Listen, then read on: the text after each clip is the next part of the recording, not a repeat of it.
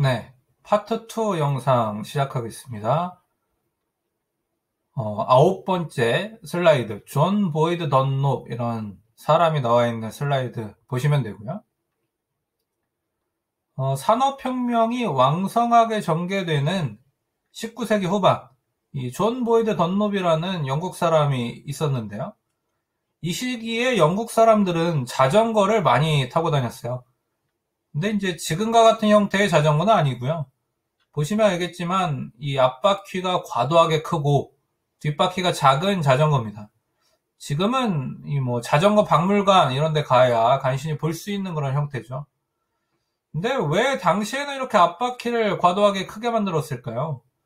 그 이유는 무게중심 때문이었습니다. 철제 바퀴를 달고 있는 자전거가 균형을 잘 잡기 위해서는 앞바퀴가 이렇게 클 필요가 있었거든요. 그런데 이런 형태의 자전거는 한 가지 문제가 있습니다. 바로 경사진 곳을 달릴 수 없다는 것인데요. 오르막길도 문제지만 내리막길은 더 문제입니다. 앞바퀴가 내리막길에 진입하는 순간 어떤 일이 벌어질까요? 한번 상상해 보시죠. 이렇게 평지에서 무게중심을 염두에 두고 이렇게 가던 자전거가 이렇게 내리막길에 진입합니다. 그러면은 사람의 무게에 합쳐져서 이렇게 뒷바퀴가 들리게 되겠죠.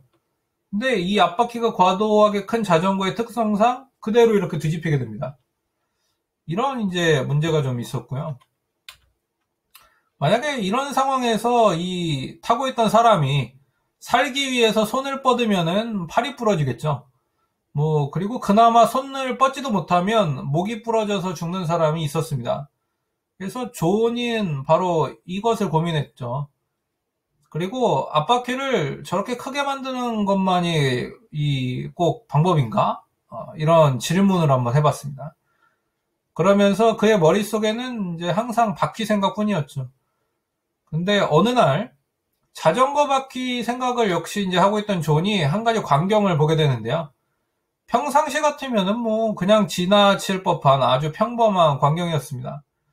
축구 종주국인 영국에서는 늘 볼 수 있는 풍경이거든요. 바로 고무로 만든 축구공에 바람을 넣는 장면입니다. 그런데 그날따라 이 자전거 바퀴에 빠져있던 이 존에게는 고무로 만든 축구공과 그것에 바람을 넣는 장면이 그렇게 예사롭게 보이지 않는 거예요.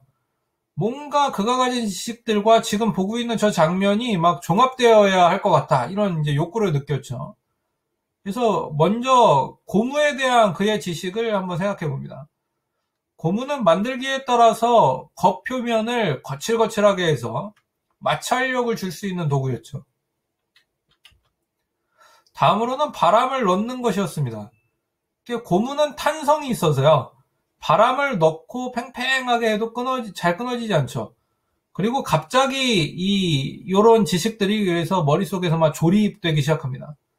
고무로 그래서 호스를 길게 만들어서 이 바퀴 표면을 이렇게 감싼 다음에 그 호스에 바람을 아주 팽팽하게 채워서 공기를 채워서 고무의 마찰력을 이용하면 뭔가 미끄러지지 않게 할 수 있겠다라는 이제 확신이 생겼죠. 그리고 그는 이렇게 탄생한 새로운 지식을 실행에 옮깁니다. 그것이 바로 고무 타이어고요. 그리고 자전거의 앞바퀴와 뒷바퀴가 이제 똑같은 상태에서 마찰력을 이용하기 때문이죠. 마찰력을 이용하기 때문에 똑같은 상태에서 내리막길도 과거에 비해서 비교적 안전하게 내려갈 수 있는, 마찰력을 주면서 내려갈 수 있는 형태의 자전거가 만들어줍니다. 그리고 이제는 자전거뿐만 아니라 현대사회에서 빼놓을 수 있는 중요한 운송수단이죠. 자동차, 그리고 심지어 비행기, 이착륙할 때는 이렇게 다 바퀴가 필요하잖아요. 이 비행기에도 모두 이 존이 만든 고무 타이어에 공기를 채워서 쓰고 있습니다. 이것이 바로 작업 기억이 작동하는 방식이죠. 그 중에서도 정교화의 힘입니다. 그러면 이제 슬라이드를 조금 넘기셔서 데카르트가 나오는 부분으로 또 가볼게요. 12번째 슬라이드고요. 네. 17세기의 수학자이자 철학자였죠, 데카르트는요. 작업 기억의 정교화를 사용해서 이 사람도 새로운 지식을 만들었습니다. 데카르트가 살던 시대에도 이미 다양한 수학적 지식들이 정립되어 있었는데요. 대표적인 것은 자연을 가장 단순한 형태로 표현하는 기하학, 그리고 다양한 수학적인 현상을 수식으로 표현하는 대수학이었습니다. 근데 간혹 기하학과 대수학이 좀 통합될 필요가 있었는데요. 바로 중심으로부터 같은 거리를 가진 원 같은 거를 표현할 때 대수학의 수식으로만 표현하면 사실 너무 좀 어렵고 일반인들도 알아볼 수가 없죠. 근데 기하학의 그림만으로 표현하면은 필요한 정보가 많이 빠져있기 때문에 또 너무 단순한 거예요. 그래서 이걸 좀 고민을 했었는데 당시에는 마땅한 방법은 아직 없었습니다. 그래서 좀 불편했죠. 근데 데카르트가 이 두 가지 지식, 즉 기하학과 대수학에 대한 지식을 자기 작업기억 회로에 이렇게 넣고 섞어보려고 이제 노력을 하기 시작했습니다. 하루, 이틀, 계속 이렇게 두 가지 지식을 염두에 두면서 융합될 때를 좀 기다렸어요. 근데 융합이 쉽게 일어나진 않았습니다. 근데 그러던 어느 날에 역시 이 대수학과 기하학적인 지식을 좀 염두에 두면서 잘 융합시켜 봐야지 생각을 하고 있었는데 수평선과 수직선을 한번 보게 된 거예요. 이렇게 수평선, 그렇죠? 그다음에 수직선을. 그러면서 갑자기 시간이 멈춘 듯 하더니 뭔가 이제 진짜 결합이 일어나기 시작했습니다. 수평선과 수직선이 결합되면서 뭔가 중심축이 하나 생기고 수평선과 수직선의 기준으로 이 세상이 네 가지 평면으로 나누어진 거죠. 그리고 수평선과 수직선이 만나는 점을 중심으로 일정 거리가 떨어진 원, 사각형, 삼각형 이것들이 다 표현은 가능하다는 것을 알게 됐습니다. 어떤 깨달음이 온 거죠. 그리고 네, 맞습니다. 아시는 분도 있을 텐데요. 이것이 바로 해석 기하학입니다. 여러분들에게는 아마 좌표 평면으로 익숙할 거예요. 0,0, 1,2 등의 좌표. 그래서 그 좌표에 있는 삼각형, 사각형의 길이 구하기, 넓이 구하기, 대각선의 길이 구하기, 이런 것들로 기억되고 있는, 즉 이런 해석 기하학의 탄생이 바로 이 부분이었습니다. 이렇게 우리 뇌의 작업 기억은요, 현재 느끼고 있는 것, 또 이미 내 머릿속에 들어와 있는 것, 혹은 내가 지금 고민하고 염두에 두고 있는 것들을 결합하는 과정에서, 즉 이 정교화 과정에서 이처럼 새로운 지식을 만들어냅니다. 그리고 무조건 그래서 되뇌기를 하는 것보다 이렇게 정교화시키는 것이 훨씬 효율적인 학습 방법이자 문제 해결 방법이겠죠. 물론 사전 지식이 전혀 없다면 되뇌기를 해야 할 겁니다. 외워야죠. 일단 되뇌기를 하면서 반복하고 또 반복하는 게 가장 아마 그때는 방법이 없을 겁니다. 그것밖에는. 근데 약간이라도 사전 지식이 있다면 그것과 연결시키는 작업인 정교화를 통해서 지식을 습득하시는 것이 좋습니다. 그리고 이렇게 하는 과정에서 새로운 지식이 탄생하겠죠. 정말 일석이조입니다. 정교화가 근데 이렇게 좋은 것이지만 여러분이 실제로 많이 활용해 보시지 않았다면 또 자연스러운 활용이 여러분의 뇌에서 일어나지 않는다면은 방법이 없습니다. 아까 말했듯이 일단은 좀 외워야 됩니다. 사전 지식이 충분하지 않다는 의미이니까요. 일단 무조건 외워서 내 머릿속에 사전 지식이 충분하도록 그래서 좀 만들어야 됩니다. 비효율적이지만 처음에는 어쩔 수 없죠. 그래서 초등학교, 중학교, 고등학교 때까지 여러분들이 비효율적이지만 아직 사전 지식이 충분히 갖춰지지 않은 시기이기 때문에 이런 청소년 시기는 많이 외우는 그런 암기식 학습을 했던 이유 중에 하나입니다. 사전 지식이 없는데 막 정교화가 일어날 수는 없으니까요. 정교화라는 것은 내 사전 지식과 연결시키는 작업인데 이 사전 지식이 아직 없는 상황이니까요. 네. 죄송합니다. 그래서 이렇게 사전 지식을 늘려가다 보면 정교화를 통해서 지식을 습득하고 새로운 지식을 만드는 비율이 점점 늘어갈 겁니다. 그럼 다음 슬라이드로 넘어가 보겠습니다.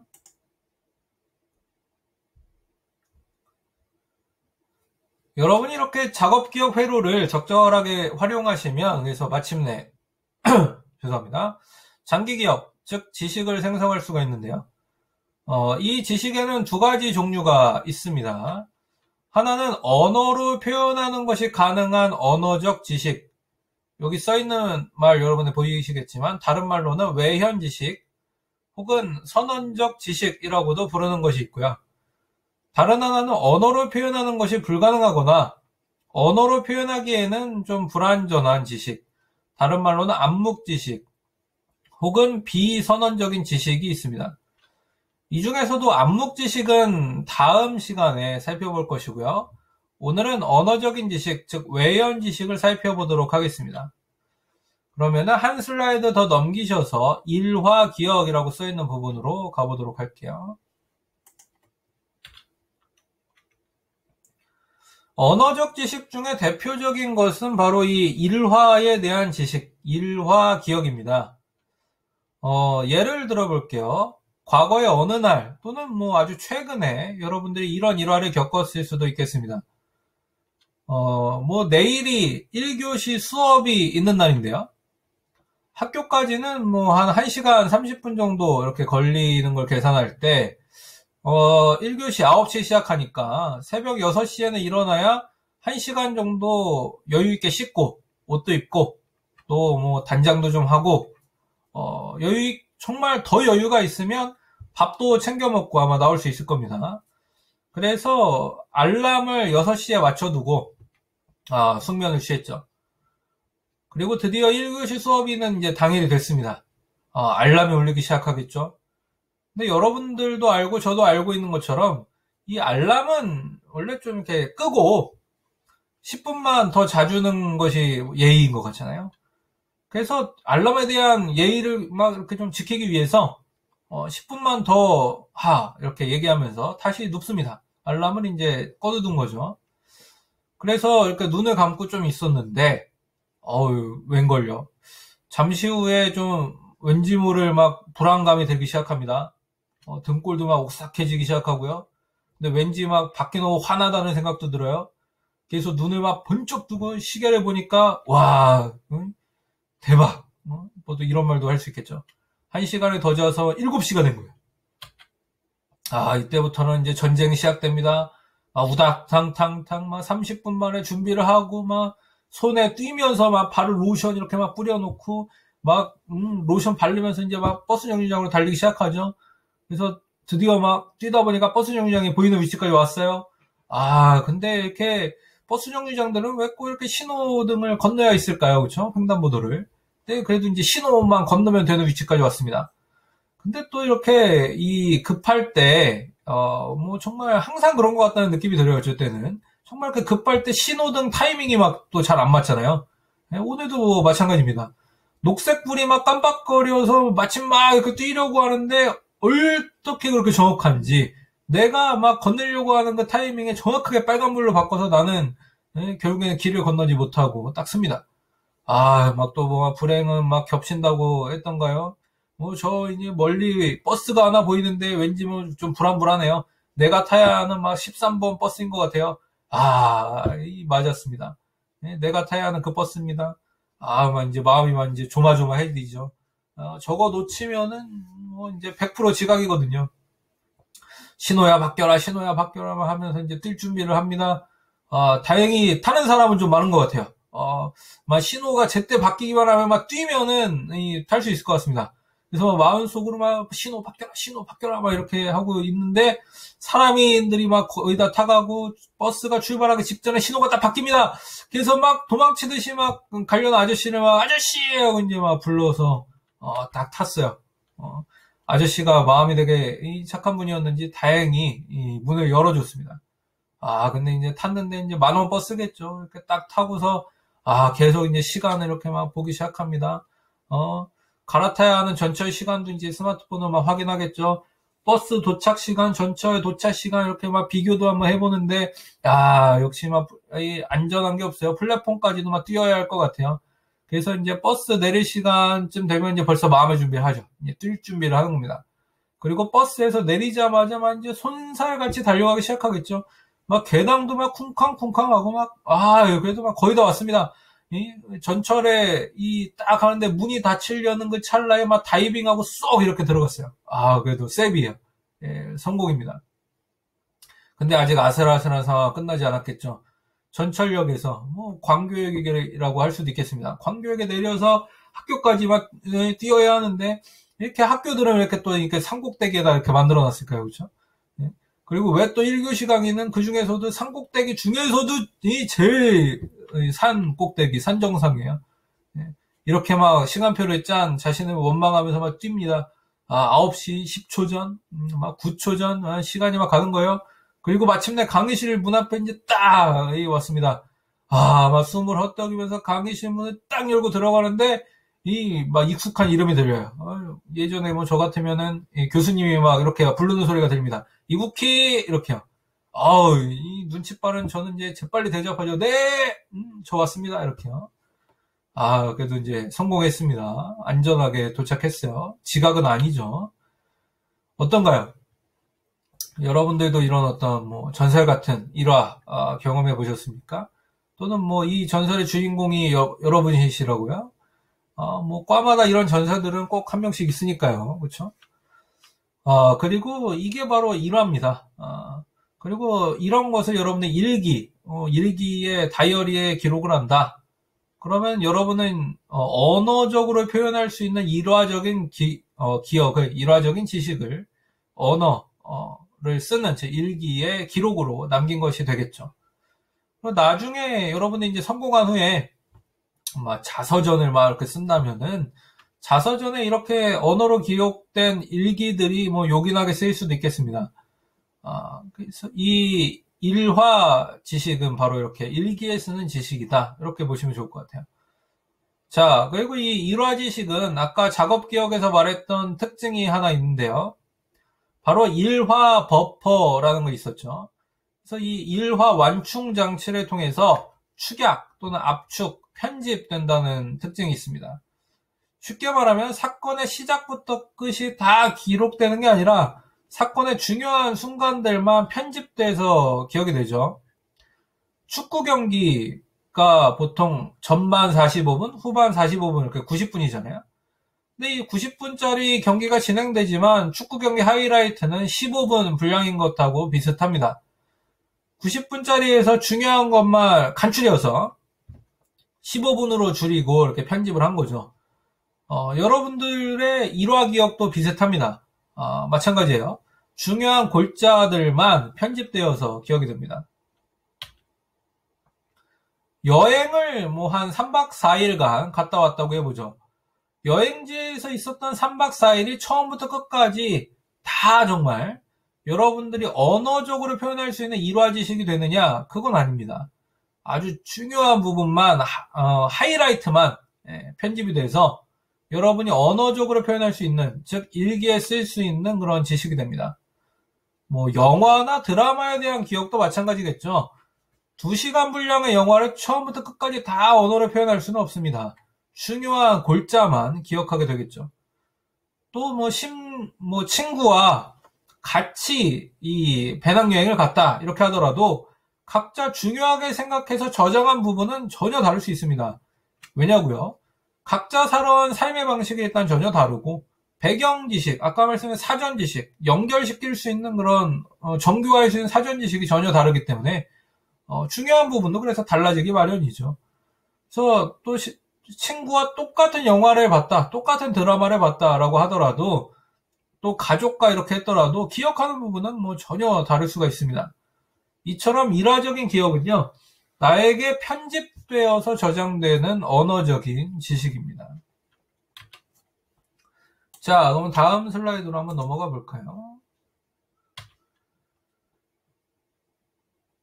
이제 언어적인 지식의 두 번째 형태인 의미 지식, 영어로는 semantic memory에 대해서 살펴볼 건데요. 이 의미 지식은요, 기본적으로 일화에 대한 기억들이 모여서 형성이 됩니다. 또한 비슷한 일화들끼리, 즉 유사한 것들끼리, 또 다른 일화들은 다른 것들끼리 정리정돈이 됩니다. 그리고 이렇게 일화들이 체계화, 정리정돈돼서 우리는 그 일화들의 그 묶음, 정리정돈된 묶음 안에서 어떤 의미를 깨달을 수 있죠. 그것이 바로 의미 지식입니다.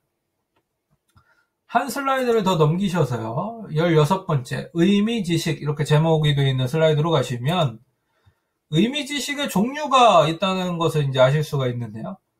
이것을 설명하기 전에 의미지식을 개념, 즉 컨셉이라고 부른다는 것을 알고 계시면 좋겠어요. 여러분이 그동안 개념 있다, 개념 없다 이런 말을 했을 수도 있는데 그때 의미지식이 있다.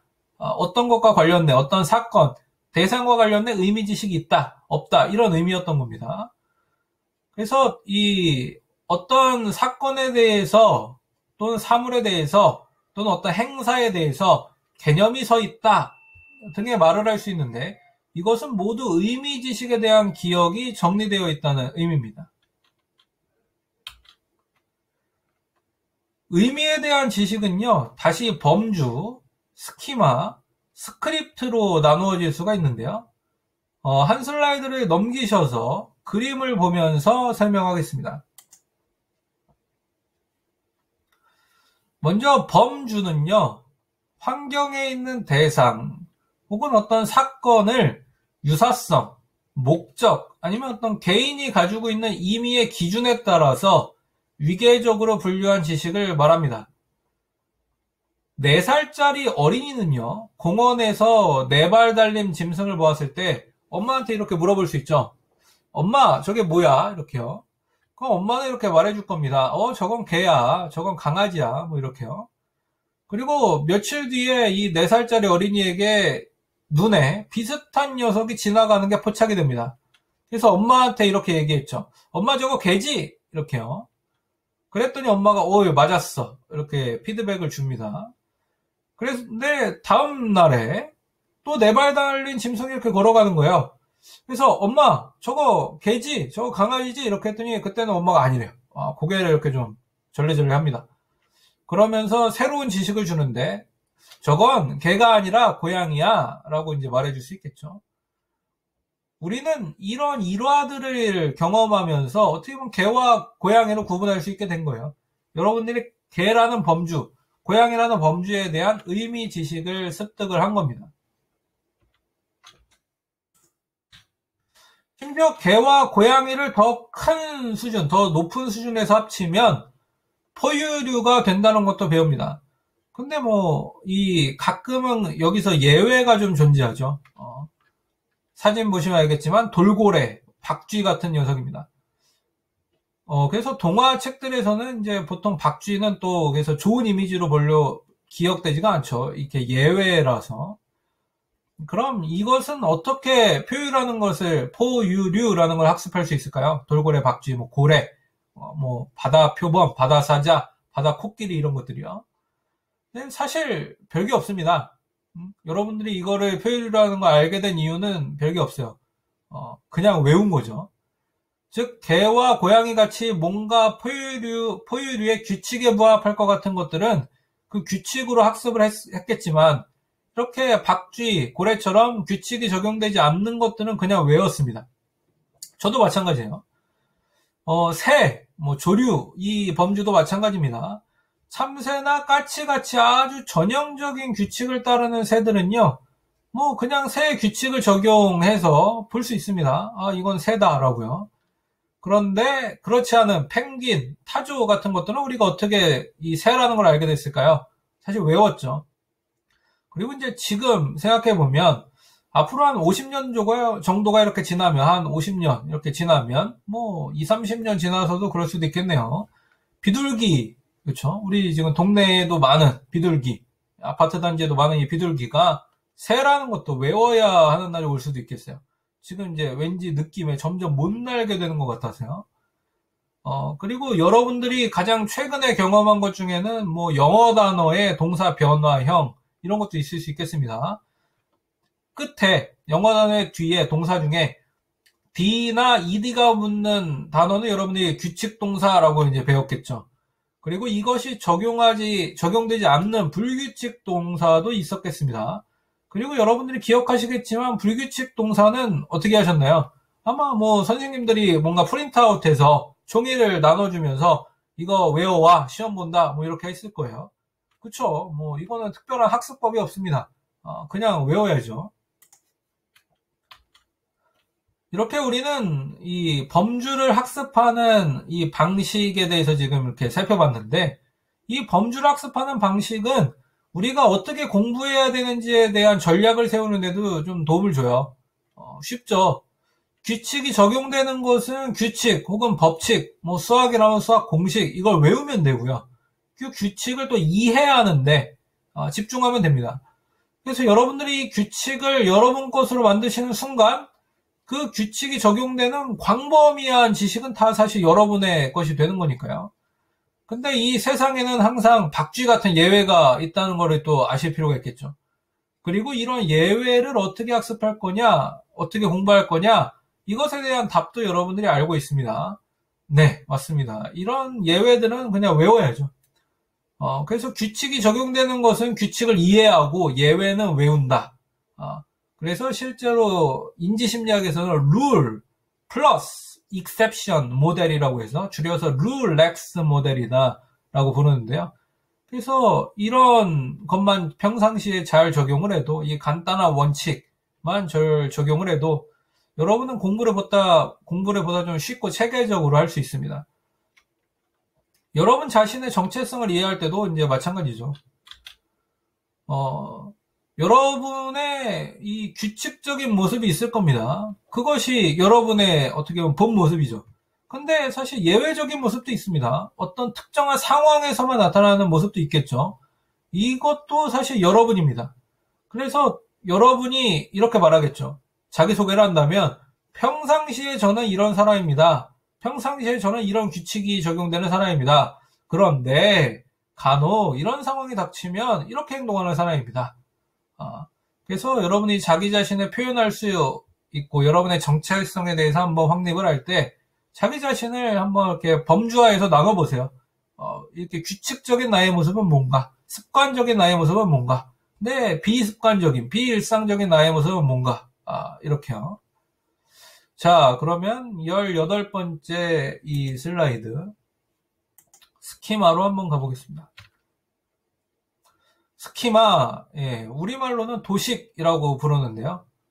이 스키마란 한 가지 개념을 떠올렸을 때 연관돼서 떠오르는 개념들의 집합을 말합니다. 한 가지 개념에서 파생되어서 나오는 연상작용이다, 이렇게도 볼 수 있겠어요. 예를 하나 들어볼게요. 제가 지하철 화장실에서 겪었던 일인데요. 분명히 제가 이 상징적인 기호죠. 남자 화장실의 상징적인 기호를 딱 보고 남자 화장실이라는 걸 정확하게 파악하고 딱 들어갔습니다. 근데 들어가자마자 깜짝 놀라서 다시 나왔어요. 너무 놀라가지고. 왜냐고요? 딱 들어갔더니 세면대에 막 머리가 긴 분이 계신 거예요. 그래서 순간 제가 너무 놀라가지고 여자 화장실에 잘못 들어왔나 해서 빨리 나온 거죠. 그런데 알고 보니까 제가 실수한 게 아니었습니다. 그리고 그 세면대에 계셨던 머리가 긴 분의 실수도 아니었어요.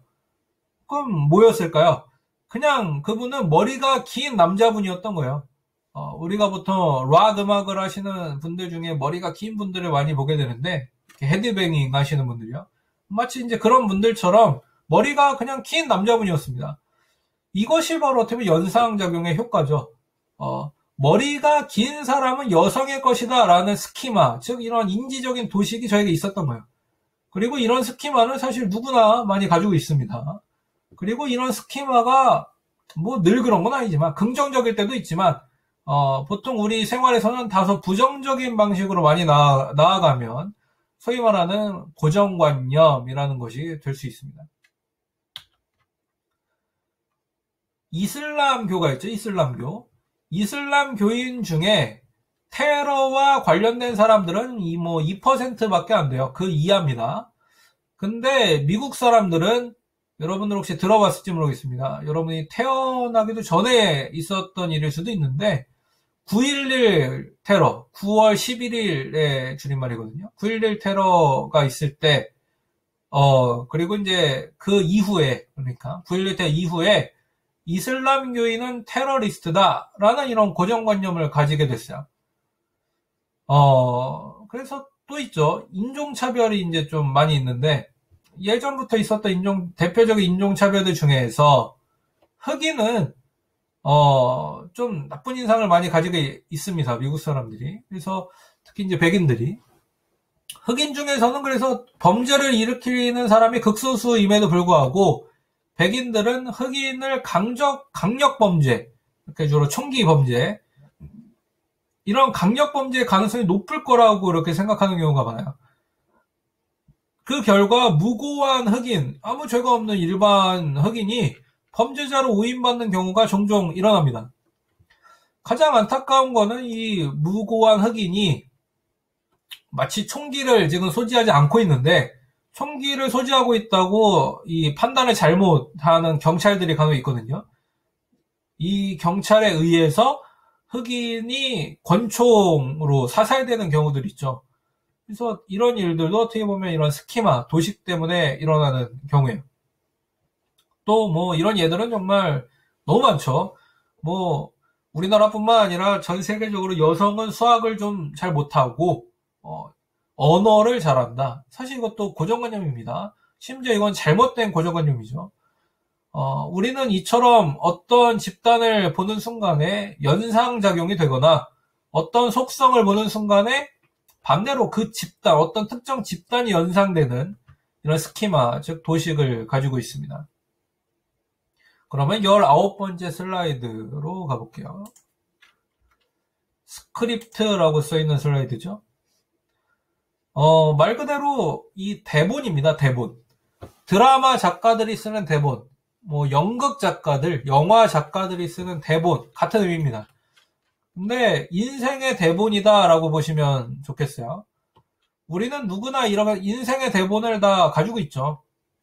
여러분들이 학교에 오는 방법에 대한 대본, 연애하는 방식에 대한 대본, 자기를 개발하는 방식에 대한 대본, 운동하는 방식에 대한 대본, 어떤 음식을 맛있게 먹는 것에 대한 대본, 월요일에 내가 어디를 가야 되는가에 대한 대본, 화요일에 또 내가 어디를 가야 되는가, 어떤 루트로 움직일 것인가, 이런 대본이 다 있습니다. 그리고 이런 대본들은 모두 다 훌륭한 지식이죠. 그 중에서도 언어로 표현할 수 있는 훌륭한 지식입니다. 특히 모든 사람들에게 필요하지만 나만 알고 있는, 정말 사실 다 필요한데 나만 알고 있었던 아주 특수한 대본을 다른 우리 공동체에 공유할 수 있다면, 뭐 책으로도 쓰거나 이렇게 영상을 찍어서 SNS에 올리거나 해서 방송을 하면서 공유한다면 뭐 큰 인기를 끌 수도 있겠죠. 소위 말하는 어떤 비법 같은 거요.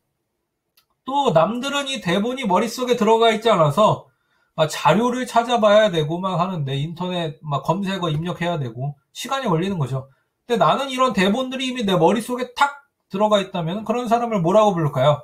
우리는 그 분야의 전문가를 바로 전문가다, 그 분야의 전문가다라고 할 때 이런 스크립트가 머릿속에 탁 들어있어서 찾아보지 않아도 되는 사람이라고 볼 수 있습니다. 예를 들어서 제세동기 작동법, 이렇게 심장마비 갑자기 일으키신 분들이 있거든요.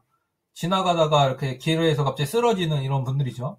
이런 분들은 막 이렇게 심장 압박을 하거나 근처에 있는 지하철역에 있는 제세동기 같은 걸 빨리 찾아서 이 심장이 다시 뛸 수 있게 해줘야 됩니다.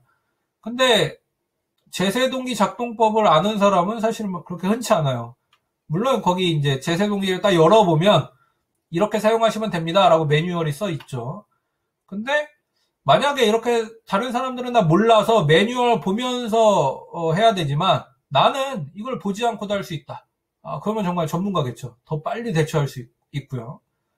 또 어떤 사람은 회사와 같은 것을 이제 법률 용어로는 법인이라고 부르는데, 이런 법인을 세우는 절차를 인터넷 찾아보고 뭐 대법원 홈페이지에도 들어가 보고 이렇게 해서 알아봐야 되는 사람이 있지만, 나는 이 부분의 전문가여서 이런 법률적인 절차에 대한 스크립트가 내 머릿속에 이미 탁 들어있어서 뭐 언제 어느 때나 자유자재로 활용할 수 있다. 그러면 그 사람이 바로 전문가일 겁니다. 이렇게 스크립트가 많은 사람들, 즉 이런 전문가들은 임기응변에 강한 사람일 수도 있겠죠. 그래서 스크립트가 많을수록 임기응변에 강한 사람이다, 이런 의미가 될 수도 있습니다. 만약에 여러분이 학교를 오는 방법에 대한 대본이 단 하나뿐이라면 플랜 그래서 A만 있는 거죠. 그게 어그러졌을 때, 뭐 예를 들면 지하철이 파업할 수도 있고, 버스가 파업할 수도 있고, 어떤 내가 평소에 그래서 잘 이용하던 플랜 A에서 사용하던 교통수단을 이용할 수가 없을 때, 그럴 때 플랜 B, 플랜 C 이런 게 없다면 당황할 겁니다. 근데 이런 상황에서 사용할 수 있는 플랜 B, 플랜 C의 루트가, 이런 대본, 스크립트가 준비되어 있다면 이런 위기의 순간에도 정말 당황하지 않고서 능숙하게 대처할 수 있겠죠. 자, 이렇게 오늘은 지식의 정의, 형성 과정, 작업 기억, 그리고 특별히 언어적 지식에 대해서, 즉 일화 지식, 의미 지식 이렇게 살펴봤는데요. 오늘은 이렇게 강의를 마치도록 하고요. 다음에 또 다른 콘텐츠로 찾아뵙도록 하겠습니다. 감사합니다.